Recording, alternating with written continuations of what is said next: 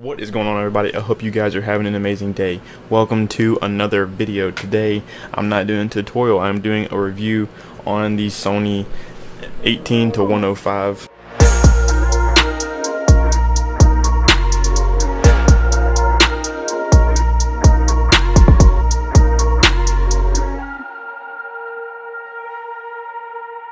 So the Sony 18 to 105, it is a very wide to a pretty good zoom in range.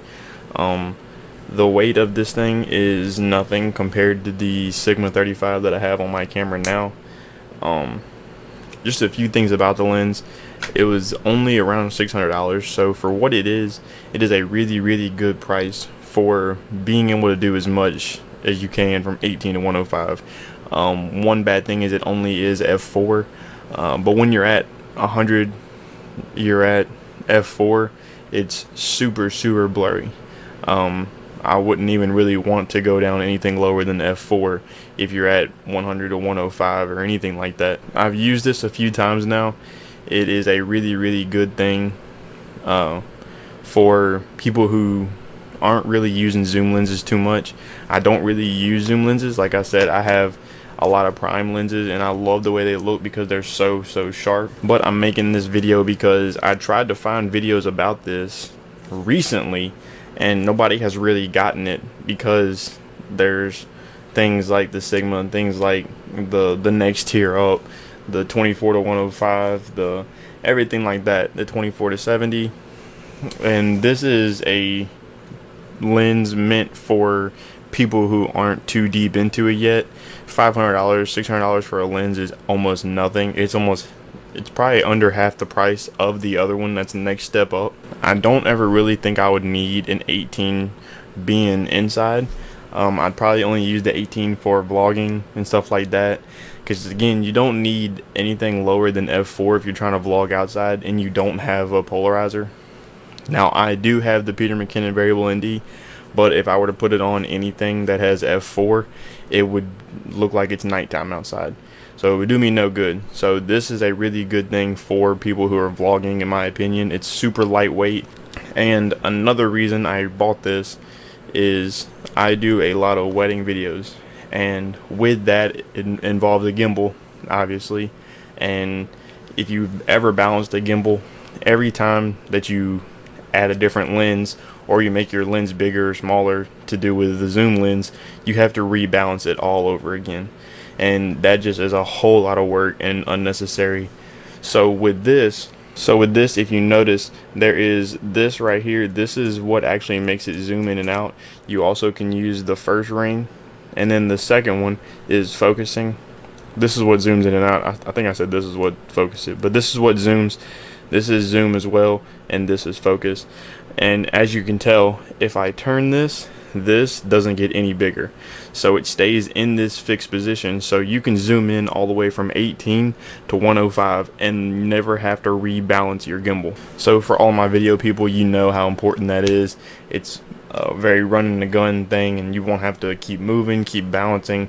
It's super useful, and especially if you're in a wedding and you're doing it by yourself like I do, and you're trying to shoot from far away and up close, and you just don't have time to switch lenses because you're gonna miss it. So this is something I would highly recommend. I will be using this for my first wedding on the 31st of this month, so we'll see how it goes. Now, I'm not trying to take away from prime lenses, because prime lenses are 10 times better if you're trying to do pictures, in my opinion.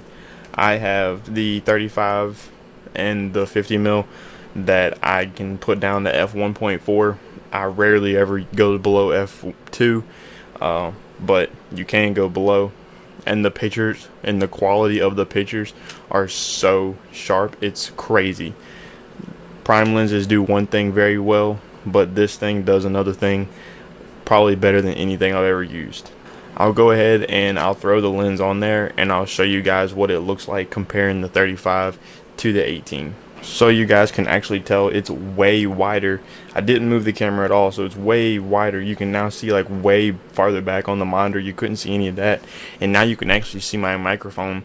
So last time the microphone was just outside of the 35, and you can see a whole lot more of my head. So it's way wider of a lens, and if I'm going to take it and hold it handheld, it's going to be super useful. Some drawbacks with the lens that I've noticed is that it's very hard to nail focus on pictures.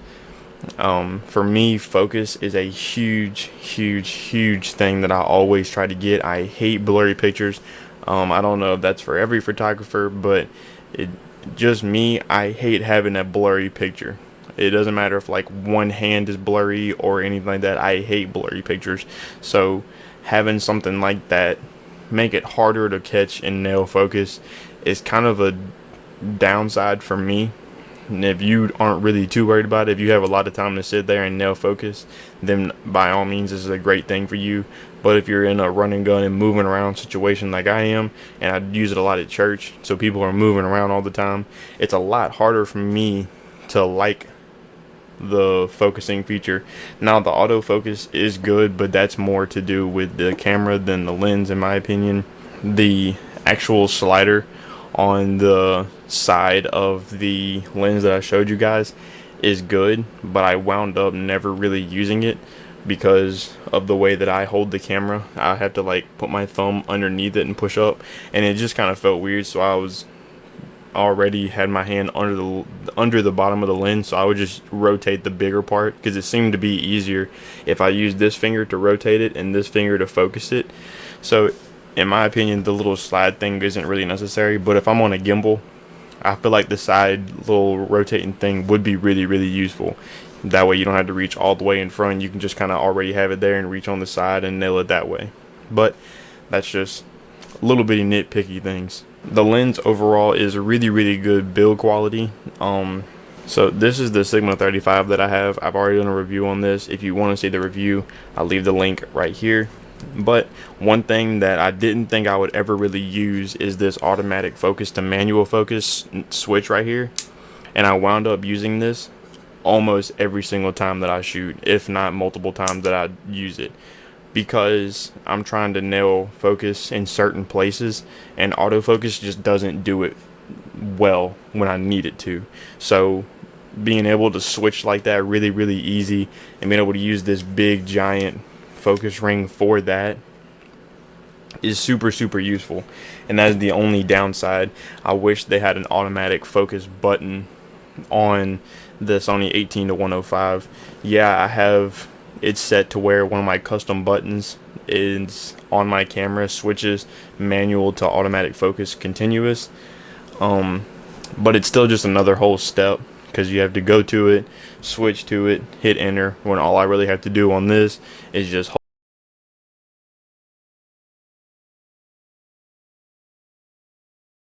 keep going. So that's just one little bitty downside to it that I wish they had. I would almost rather the switch over the little knob to zoom in and out, but that's just my personal opinion. So I'm going to switch back to the 35mm now so I can close this out. So back to the 35 now.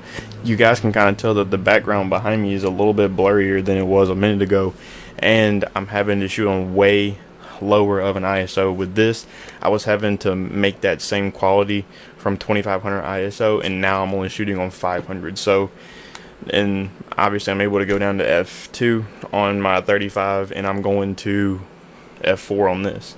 So I know these two lenses are very different in comparison, but they're only a $200 price difference, so it's not that big. So if you were really looking into it, these are the two things that you would look at, in my opinion. I'm very happy that I got this. I think it's gonna make my videos stand out way more than it was with the 35, because I was shooting photo and video with the 35mm. But this right here is gonna make the game go up one level. If you are watching this and you're trying to figure out about this lens, because it is kind of accessible right now, it's not very expensive, so it's not on the higher end, so people are kind of looking at it and looking by it. So if you are thinking about getting this and you are taking photography and not videography, I would not recommend this lens. But if you are doing videography, I would recommend this lens. This is a great thing. Or if you're trying to take up vlogging, anything to do with video, I would recommend this lens over the 35mm. But if you're doing anything with photography, I would recommend the 35mm over this. And I know they're two very completely different things, but I'm just trying to show you guys and just compare it off things that I know. But I wanted to show anybody who is trying to look for this lens, because I tried to find some videos about it, but I couldn't really find anything where someone was just saying buy this, don't buy this. From my previous experience, photo no, video yes. I hope you guys did enjoy the video. Be sure to leave a comment down below. Let me know if you're trying to get this, or if you have one, or if you have any questions, leave it down below. Make sure to subscribe, hit the thumbs up, and make sure you have the bell checked, so that way you get notified every time that I upload a video. That's it for this one. Peace out, and I'll catch you guys in the next one.